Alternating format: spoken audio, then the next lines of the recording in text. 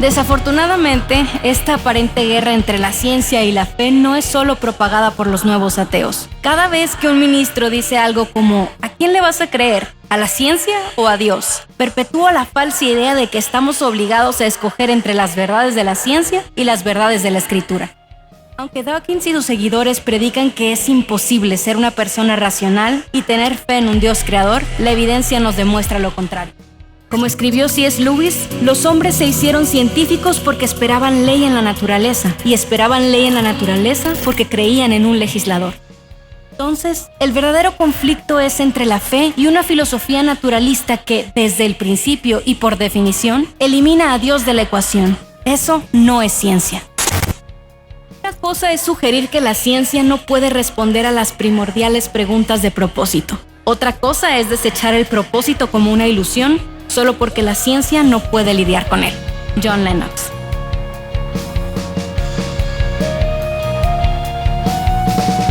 Un problema que se plantea Ian Hitchinson, y él plantea esta cuestión, ¿no?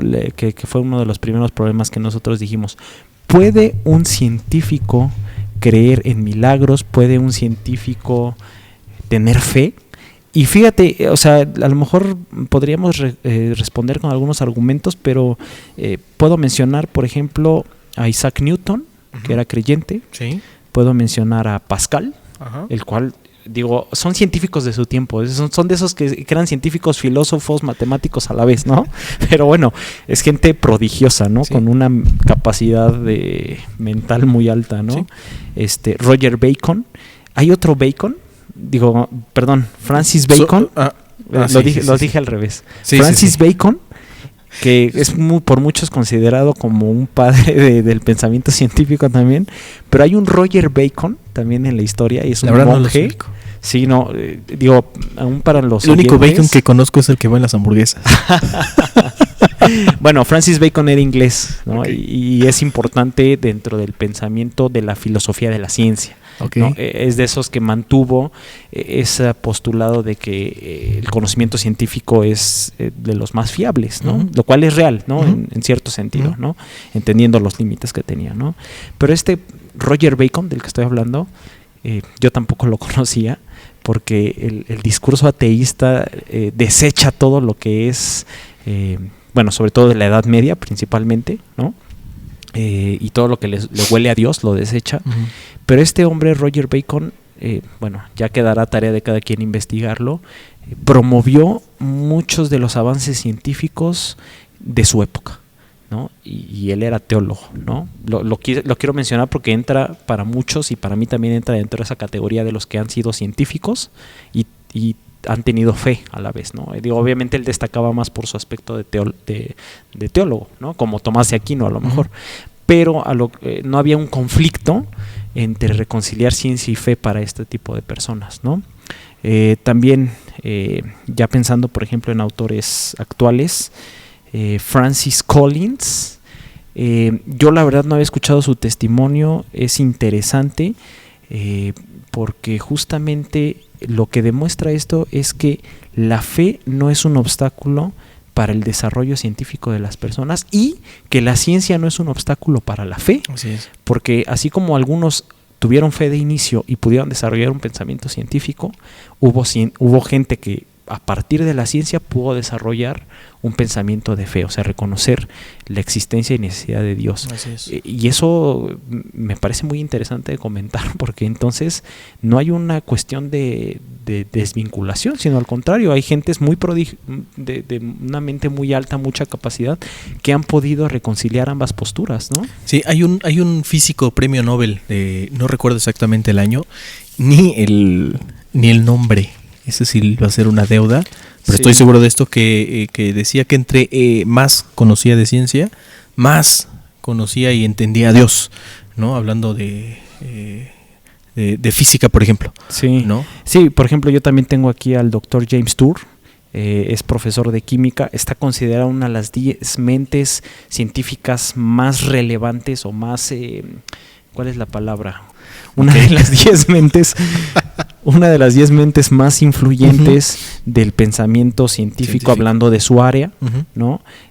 También tengo anotado, por ejemplo, aquí a Douglas Sachs, que es de biología molecular, y él justamente se enfoca mucho en el ajuste fino, y Stephen Meyer, que es se ubica mucho, se encarga mucho de la cuestión del ADN. Todos estos que estoy mencionando, y digo, solo es por poner un ejemplo, estaría interesante poder ver sus vidas, ver lo que han dicho, pero bueno, ya eso sería profundizar mucho. Claro. Los estoy mencionando para desmontar un discurso que es el de que un científico no puede tener fe, ¿no? Claro. Todos estos que acabamos de mencionar, y estamos mencionando científicos, porque podría mencionar también filósofos, pero bueno, ya podríamos extendernos un poquito más. Sí. Incluso se me viene a la mente Stephen Hawking, ¿no? En su libro de la brevísima historia del tiempo, me llama la atención que al final del libro él dice que si pudiéramos llegar a una formulación matemática que una a la teoría de la relatividad general con la mecánica cuántica, él lo dice de una manera quizá un tanto poética, dice, podríamos entender los pensamientos de Dios, ¿no? Si bien muchos científicos también se han postulado de una manera atea, por llamarlo de una manera, Richard Dawkins, como Richard Dawkins, ¿no? El mismo Stephen Hawking, que me parece que si bien no negó la existencia de Dios, solamente él decía, no sé en qué universo, ¿no? No sé en qué universo cabe la figura de un Dios creador, es lo que decía. No que lo negara realmente, porque incluso yo entiendo que había cierta, aunque sea poquita, cierta humildad en ese sentido, ¿no? De reconocer que no tenían una respuesta clara ni una manera de comprobar de una manera científica. Y mira, por ejemplo, hablando del agnosticismo como postura también filosófica, vamos a llamarle así, me parece incluso una postura más sensata, ¿no? Es decir, bueno, la verdad es que si yo me apoyo en la ciencia y no encuentro demostración de la existencia o no existencia de Dios en la ciencia, pues me declaro agnóstico, ¿no? Porque no conozco. Obviamente esto tiene también sus problemas, que yo creo que ya será para otro programa, ¿no? Sin embargo, me parece más sensato, ¿no? Poder reconocer que no tenemos o que no tienes la capacidad suficiente de ver a Dios, ¿no? A partir de la ciencia, ¿no? Hablando de lo que es la ciencia, ¿no? Y bueno, por otro lado, a lo mejor dándole un poquito un giro a esta línea de seguimiento, esta línea de pensamiento que estamos teniendo, quizás sea bueno mencionar qué dice la Biblia al respecto, ¿no? De la ciencia. Claro, yo de algún modo, como mencionamos al principio, la intención era poder ir respondiendo desde diferentes áreas, no porque la Biblia no sea la más importante, pero creo que el desarrollo del tema a partir del planteamiento del problema nos va llevando hacia eso, ¿no? Y bueno, ya hicimos una respuesta de algún modo dentro de la teología natural, que podríamos llamarle así.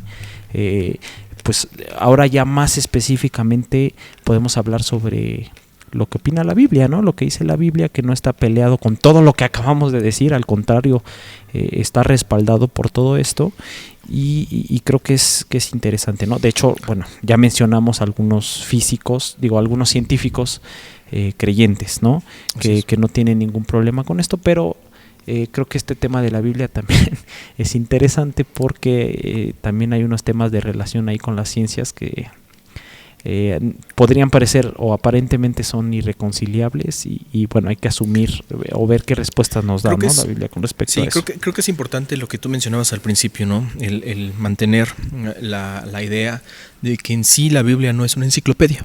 No es un libro científico que nos lleve a explicar de una manera o muy específica, muy detallada algunos fenómenos de la vida. Sin embargo, hay dos cosas aquí que sí me gustaría comentar, ¿no? Que la Biblia, si bien no habla, por ejemplo, de algunos temas en especiales, nos deja ver esa verdad con respecto de temas como, por ejemplo, la genética. No hablabas del Dr. Collins, que pues bueno, fue el que estuvo al frente del proyecto del genoma humano, muchos lo han de conocer.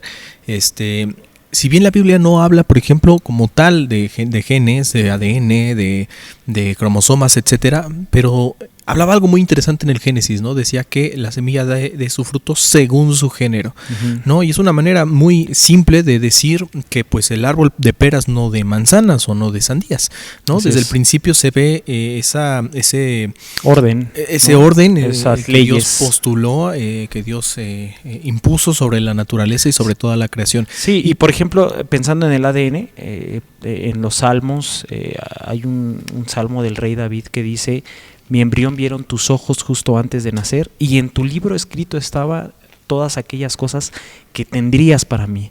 Cuando uno ve la explicación sobre el ADN que hace Collins, es muy interesante porque él narra o explica el ADN como un libro de información. Es una programación de un lenguaje de las cosas, de cómo va a funcionar tal célula, de cómo va a funcionar tal proteína dentro de nuestro cuerpo, para que nosotros sigamos un proceso natural de crecimiento, de desarrollo, de maduración. Y bueno, yo por ejemplo aquí veo justamente lo que está diciendo el rey David, ¿no? Él lo está diciendo de un modo poético, claro, pero efectivamente desde que nosotros somos un embrión hay un lenguaje dentro de nosotros, que es ese ADN, en el cual están escritas las cosas que vamos a vivir dentro de nuestra especie, ¿no? Obviamente él podría referirse a cuestiones más allá de la cuestión biológica, pero es interesante considerarlo desde este punto de vista. Y es que hay algo bien importante que para mí resume de alguna manera este tema, y es que el autor de la naturaleza que la ciencia explica con su método científico, con sus observaciones, con sus experimentos, ese autor de esa naturaleza, que quizá la ciencia no, por obvias razones no puede determinar que fue creada por Dios, pero bueno, al fin estudia la naturaleza. Esa naturaleza tiene un autor. La Biblia también tiene un autor. Nosotros creemos desde nuestra creencia que es el mismo autor, por lo tanto no debe de haber contradicciones, ¿no? Entonces, no hay, en ese sentido no hay una contradicción entre lo que la ciencia ha postulado y lo que la Biblia ha postulado, obviamente entendiendo, ¿no?, lo que comentaba hace un momento, que la Biblia no hace una explicación científica de algunas cuestiones. Para eso está la ciencia. Y esto que tú acabas de decir, antes de hablar como de la Biblia en sus géneros literarios, es muy interesante porque como creyentes muchas veces hemos rechazado el conocimiento científico, y de hecho hay una cierta, ¿cómo decirlo? Como rechazo, ¿no? Un rechazo, rehusar. Como un prejuicio. Un prejuicio, porque obviamente nosotros al escuchar ciencia pensamos en el cientificismo ateísta. Exactamente. ¿No?, que ha postulado la ciencia como atea, pero en realidad, pensando en lo que tú acabas de decir, y quiero citar el libro de Romanos en el capítulo 1, verso 20, dice: porque las cosas invisibles de Él, está hablando de Dios, o sea, lo invisible de Dios, su eterno poder y deidad, se hacen claramente visibles desde la creación del mundo, siendo entendidas por medio de las cosas hechas. Entonces, algo que yo puedo entender aquí es que la creación, o sea, las cosas hechas, las cosas que Dios ordenó, que fueron hechas por Él, dan visión, dan claridad sobre lo invisible de Él, sobre su poder invisible, vamos a decirle así, ¿no?, sobre su deidad. ¿Qué quiere decir esto? Que Él creó esas leyes naturales. Eso que las leyes naturales es lo que estudia la ciencia, y por lo tanto eso que descubre la ciencia no tiene por qué ser contradictorio. Solamente va a confirmar. Exactamente, y de hecho así lo ha hecho con algunos o con varios científicos, ¿no?, que al ver esa complejidad de la estructura del universo, del ADN, por ejemplo, alguna vez ve también un video sobre la célula, ¿no?, que dice que la célula es como una fábrica, ¿no?, donde está trabajado de manera coordinada diferentes mecanismos, y dice: es que esto es una locura, dice, porque nosotros entendemos una fábrica que tiene que estar además dominada por seres humanos, ¿no?, utilizada por seres humanos, los cuales le dan ese funcionamiento. La célula funciona por sí misma de una manera tan precisa, tan perfecta, que es inexplicable o es muy ilógico pensar que esto puede provenir de una cuestión completamente azarosa. Del azar. ¿No? Del azar. Y esta es otra cuestión, ¿no?, interesante, que ¿por qué creemos que sí hay un refuerzo de la ciencia hacia la fe? Y justamente es porque vemos este tipo de cosas, ¿no? Vemos este tipo de cosas donde la explicación más razonable, y por eso la fe pasa a ser razonable, no fe ciega, es que haya sido diseñado, creado por un Dios, ¿no? Es difícil explicar, o por lo menos es más difícil para mi mente, ya es una creencia personal, poder pensar que de la nada proviene algo, que del azar surge el orden, y un orden tan complejo, pero además, algo que he comentado muchas veces, que llega a mencionar Pascal, que de lo inconsciente surja la conciencia, ¿no? Y ese es un tema también muy interesante, ¿no? ¿Por qué? Porque nosotros podemos entender que esa conciencia que nosotros tenemos, pues también no pudo haber provenido de la nada, ¿no? Es muy difícil de explicar. Entonces, creo que es más probable o más lógico pensar que todo esto proviene de Dios, ¿no? Sí, y hay otras cuestiones, por ejemplo, también y muy interesantes, ¿no? A mí me han llamado mucho la atención temas muy específicos y relacionados con la física, por ejemplo. Hay un video de estas conferencias de TED.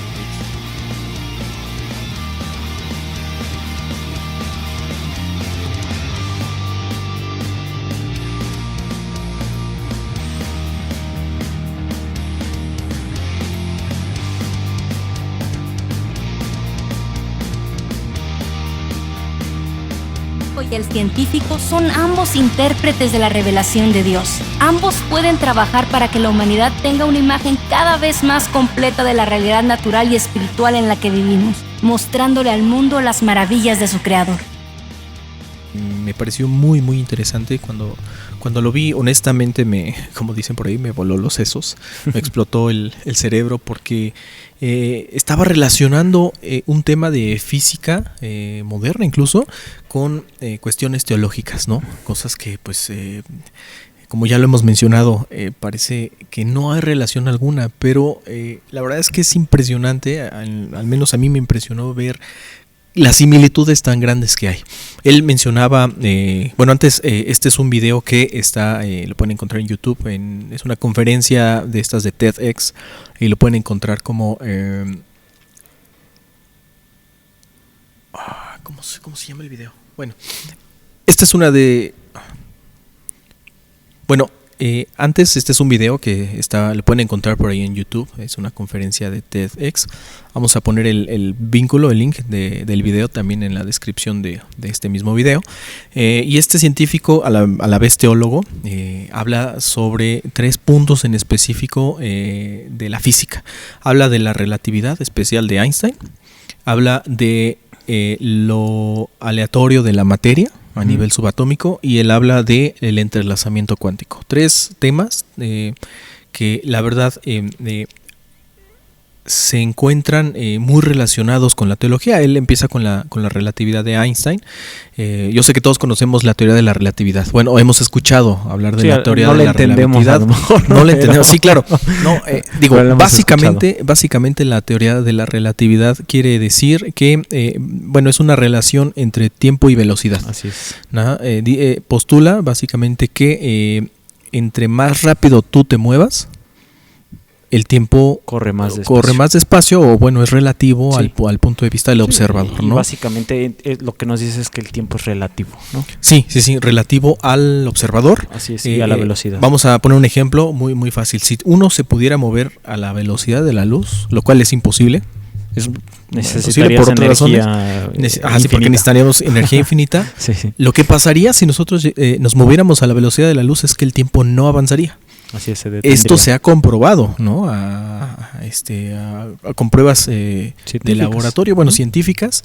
La más conocida es la de los relojes, ¿no? Que ponen uno en tierra, otro en un avión que está viajando alrededor del planeta, y descubren que se desfasan. Así como en Volver al Futuro, que Einstein llega con un reloj con un minuto atrasado. Algo así pasa. Así ¿no? El tiempo se modifica según el movimiento que nosotros estemos teniendo, ¿no? Sí. Yo cuando entendí esto, se me hizo muy interesante, y no volví a ver un avión de la misma manera jamás, ¿no? Porque dije, para ellos el tiempo está pasando no lo perciben. Sí, claro. No lo perciben. A lo mejor a esta velocidad no logramos percibir no. esa diferencia. Exactamente. Que llega a haber, ¿no? Pero a velocidades más altas. Sí. Entonces, bueno, desarrolla un poco el tema, ¿no? Obviamente, ustedes, amigos, si quieren pues profundizar más en el tema, hay demasiada información que pues, ustedes pueden consultar, ¿no? Hay muchos videos, por ejemplo, muy ilustrativos que nos ayudan a comprender este tema, ¿no? Son los que usamos nosotros para comprenderlo, porque bueno, son temas ahí complicados. Sí. Bueno, él decía, ¿por qué la relatividad especial es tan interesante desde un punto de vista teológico? Decía, Dios se ha presentado por medio de la palabra como el mismo ayer, hoy y por los siglos, ¿no? Bueno, eso nos deja ver una cosa muy interesante, que para Dios el tiempo es... está fuera de lo que nosotros llamamos tiempo. Y de hecho, si nosotros nos ponemos a pensar, el tiempo realmente no existe, ¿no? El tiempo es una percepción de sucesos que nosotros tenemos. Intervalos. Exactamente, de sucesos, de intervalos progresivos que nosotros tenemos, ¿no? Y le llamamos pasado a lo que, digamos, vivimos hace unos minutos, hace unas horas, y futuro como expectativas, ¿no? Entonces, es bien interesante que Dios se presenta como exento de alguna manera al tiempo, ¿no? Entonces, digo, la relatividad nos ha demostrado que pues esta idea de que para Dios el tiempo no progresa, que el tiempo no tiene sentido, pues no está tan osada y no está tan descabellada, ¿no? De hecho, hay algo bien interesante. Un fotón, por ejemplo, que es una partícula, la partícula de la luz, pues al moverse a la velocidad de la luz, el tiempo no progresa. No, yo sé que esta comparación que voy a hacer pareciera muy ambigua, pero Dios mismo se presenta como luz. Así es. No estoy diciendo, como dice el fotón. Exactamente, ¿no? Como dice él, no estoy diciendo que Dios es un fotón. Claro, pero pensando, es un ejercicio mental, ¿no? Claro. Pensando que Dios se moviese a esa velocidad, el tiempo no pasaría. Claro. ¿No? O se condensaría en un solo momento, vamos a decirle así. Exactamente. ¿No? Y estos son postulados teológicos que se desprenden de premisas científicas, ¿no? Sí. No estamos hablando nada más de la Biblia, ¿no? Exactamente. Por otro lado, bueno, también el conferencista habla de la aleatoriedad de la materia. ¿No? Esto básicamente, ya hablando de física cuántica o de mecánica cuántica, que es lo mismo, se conoce con un concepto que se llama dualidad onda-partícula, que bueno, también pueden investigar o podemos tener acceso a ese tipo de información, pero básicamente habla de que a nivel subatómico las partículas, por ejemplo un neutrón, un electrón, no tiene una posición estable, digamos, que en el espacio, ¿no? ¿Por qué? Esto es algo muy interesante, muy loco. La materia a nivel subatómico se comporta de maneras diferentes dependiendo de si está siendo observada o no. Creo que esto da para mucho, para muchísimo, pero bueno, básicamente es eso, ¿no? O sea, hay un experimento que pueden ustedes buscar por ahí, hay muchos videos de esto. De las dos rendijas. El experimento de la doble rendija, en donde se proyectan electrones a través de dos rendijas y se logra un patrón. Cuando es observada, cuando no es observada, las partículas, que los podemos entender como bolitas de materia, se comportan como si fueran ondas, ¿no? Teniendo una posición indeterminada en el espacio. Entonces, esto provoca un patrón distinto, ¿no? En la proyección de hecho, por ahí si ubican muchos de ustedes el logotipo de Cisco, no sé si lo has visto tú, ¿no? Hay una compañía que hace electrónica que se llama Cisco y su logotipo es ese patrón de interferencia que se llama, proyectado sobre la barra, ¿no? A partir del experimento de la doble rendija. Entonces dice el conferencista, ¿por qué esto es interesante a un nivel teológico? Y bueno, es que hay cuestiones que, por ejemplo, la Biblia relata como los milagros, ¿no? Cosas como lo que hablábamos al principio de este podcast de la multiplicación de los panes y los peces, ¿no? Que viola el principio de conservación de la materia. Bueno, se ha comprobado, se ha descubierto que la aleatoriedad de la materia puede romper ese principio de conservación de la energía y crear materia de la nada, cual magia y el conejo saliendo del sombrero del mago, ¿no? Que apareció de la nada. Bueno, se ha comprobado que así se comporta la materia a nivel subatómico y que puede ser que se rompa ese principio de conservación de la energía, aunque sea por unos instantes, ¿no? Y que se cree materia de la nada que se vuelve a destruir, ¿no? Es una cosa muy interesante de la cual podríamos extendernos, aunque no me siento con la suficiente autoridad, la verdad, de hablar de estos temas. Digo, estoy hablando de algo que me consta que he estudiado, ¿no? Que obviamente no logro entender a un nivel matemático, pero que es bien sabido por mucha gente, por muchas fuentes.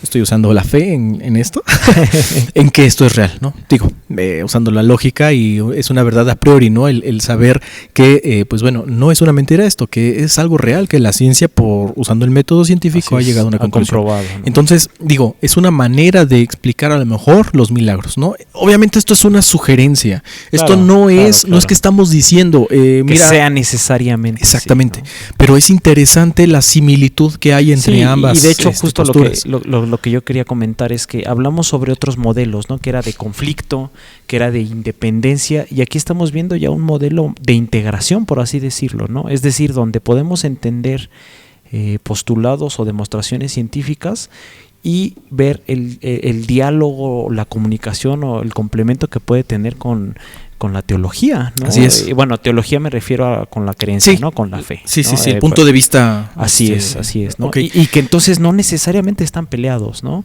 Ahorita que mencionabas también lo de la relatividad del tiempo, se me hace muy interesante, por ejemplo, lo que dice el apóstol Pedro, ¿no? Que dice que para Dios un año son como 1000 años y 1000 años es como un año. Y no está hablando de manera literal, claro, ¿no? Sino lo que está diciendo es justamente la relación de Dios con el tiempo no es la misma que la nuestra. Exactamente. ¿No? Es relativo el tiempo para Dios. Sí. No podemos tal vez comprenderlo en su totalidad, pero sí podemos entender entonces a partir de esto que para Dios el tiempo, bueno, Él lo trasciende, pero él tiene una relación distinta con el tiempo. Para mí la ciencia en este sentido abrió una ventana muy pequeña en la cual se puede vislumbrar una realidad a la cual quizá nunca vamos a poder acceder, ¿no?